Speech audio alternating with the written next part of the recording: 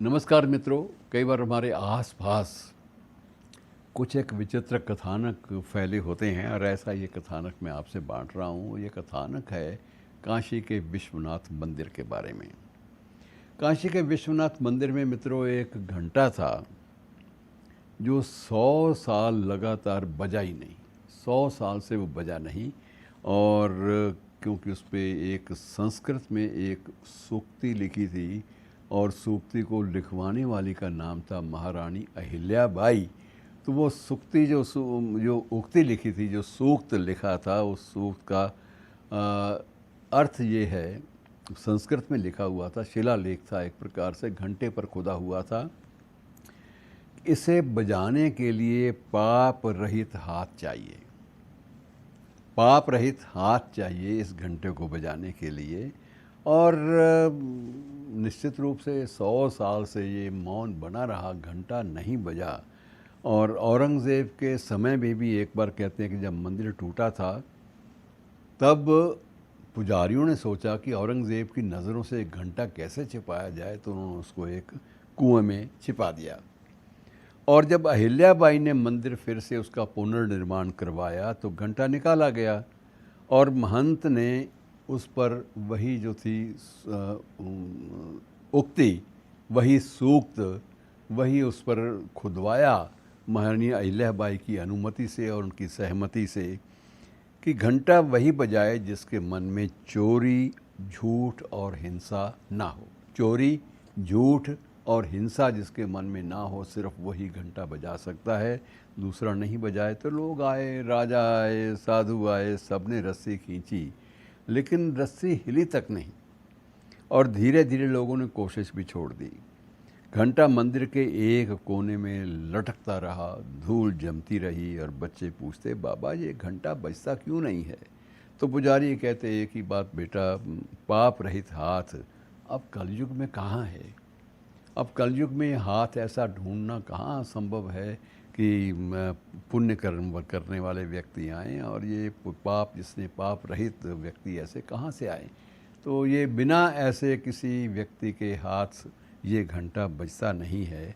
आखिर ये कहानी जो है, इसमें दिलचस्प मोड़ तब आता है जब एक बार माँ की अमावस्या थी। अमावस्या को वहाँ काशी में बहुत बड़ा मेला लगता है और उसी रात में एक नज़दीक ही गांव है गाज़ीपुर। तो गाज़ीपुर से एक चोर, नाम था माधो, वो चोरी करने काशी आया। उसका इरादा था कि मेले का समय है तो कहीं ना कहीं को बड़ा सेठ जो है, साहूकार, उसका कोई चीज़ चुराने को मिल जाएगी और मेरी जो मजबूरी है वो घर के हालात सुधर जाएंगे। और वैसे भी चोर की आदत बन जाती है चोरी करना, तो आदत से वो रह नहीं सकता। और कोई भी अगर ऐसा माहौल मिल जाए तो वो उसका लाभ ज़रूर उठाता है। तो वो आ गया विश्वनाथ, काशी विश्वनाथ और भगवान विश्वनाथ के दर्शन करने के लिए जो भीड़ थी उसमें शामिल हो गया। अब घाट पर वह नहाया भी नहीं, सीधे मंदिर में जो गली है, संकरी सी गली उन दिनों थी, उस गली में वो घुस गया और भीड़ में धक्का लगा तो क्या हुआ कि एक बूढ़ा जो श्रद्धालु था वो गिर गया। अब माधव ने उसे उठाया और बूढ़े की लाठी टूट गई थी। माधव ने अपनी धोती फाड़ कर वो लाठी बंधवा दी कि ये बूढ़ा बेचारा कैसे चलेगा बिना लाठी के।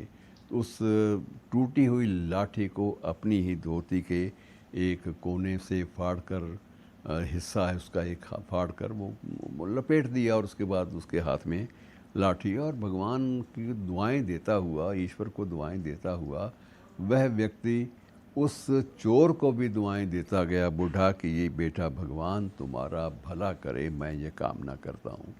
माधव हंस पड़ा कि भगवान मेरा भला कैसे करेगा, मैं तो चोर हूँ। तो मंदिर पहुंचा, आरती हो रही थी, तो पुजारी ने कहा कि अगर आज कोई पाप रहित है तो आके घंटा बजा के देख ले। और सारी भीड़ हंस पड़ी कि 100 साल से घंटा बजा नहीं, अब क्या बजेगा। और उस माधव कोने में खड़ा था, उसने कहा था मैं पापी हूँ पर मैं घंटा देखूँ तो सही, घंटा कैसा घंटा है, क्या उसका इतिहास क्या है। वह धीरे धीरे घंटे के पास गया, उसने रस्सी पर हाथ रखा, पीछे से आवाज़ आई कि इसे मत छू। और वह मुड़ा तो देखा एक 7 साल की बच्ची ने ये आवाज़ उसको दी थी। 7 साल की वो बच्ची दरअसल में उस वक्त मौजूद थी जहाँ वो बूढ़े आदमी की लाठी टूटी थी और लाठी को उसने बांध दिया था और बूढ़े ने दुआएं दी। तो उसने कहा कि ना बाबा, मुझे दुआएं क्या दोगे, मेरा भगवान भला नहीं कर सकता क्योंकि मैं तो चोर हूँ। अब माधव ने कहा कि पूछा कि तू कैसे ये बात कर बैठी। तो माधव को वो लड़की ने बात कही कि जिस वक्त तुम कर रहे थे ना चोरी का प्रयास, किसी की थैली चुराने का प्रयास किसी धनाढ़ सेठ की, तो मैं वहीं पर मौजूद थी। लेकिन दूसरे ही पल मैंने जब ये देखा कि एक बूढ़े आदमी के गिरने पर तुमने उसकी लाठी के गिर्द अपनी ही धोती जो है वो फाड़ कर बांध दी, तो मेरा मन भी द्रवित हो उठा। और मैं आज भी फूल बेचती हूँ गंगा किनारे, आज भी यहाँ फूल चढ़ाने के लिए आई हूँ। और पंडित जी ने कहा था कि ये पापी आदमी थे, घंटा नहीं बजता, और तू जब घंटा बजाने का प्रयास करने लगा तो मुझे लगा कि तुम्हें रोक देना चाहिए, तुम तो पापी हो, तुम तो चोर हो। अब लड़की हंसी। माधव ने कहा कि तुम तो चोर नहीं हो, तुम तो फूल बेचती हो और फूल लाती हो, रोज़ चढ़ाती हो काशी विश्वनाथ के मंदिर में, तो तुम क्यों नहीं प्रयास करती। तो उसने कहा मैं भी चोरी की भागीदार हूँ, चोरी की भागीदार मैं भी हूँ कि एक बार मेरा मन रह नहीं सका, मैंने मंदिर से एक बेर चुरा कर खा लिया था, तो मेरा मन एक लोभ के कारण मैं भी चोरी कर बैठी, तो मेरे हाथ से भी घंटा नहीं बजेगा। और उसके बाद बड़ा विचित्र वातावरण हुआ। तो उसने कहा कि अब दोनों ने अपना अपना, हमने अपराध तो स्वीकार कर लिया है, दोनों मिलकर प्रयास तो करें।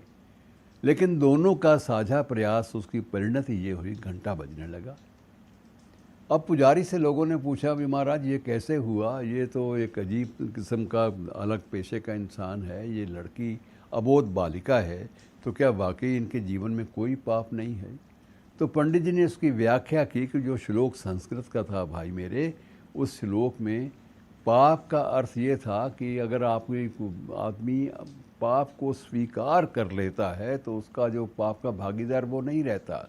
उसने स्वीकार कर लिया, सार्वजनिक रूप से अपना अपराध बोध उसको हुआ और पश्चाताप के स्वरूप उसके मन में जो उद्गार पैदा हुए वो उसको वाकई पापों से मुक्त व्यक्ति बना गई। यही बात सिद्ध होती है इस बच्ची और इस चोर के माध्यम से कि दोनों ने जब ये देखा कि अपनी चोरी को स्वीकार कर लेना चाहिए और क्षमा मांग लेनी चाहिए भगवान विश्वनाथ से, तो घंटा जो है वो बजने लगा।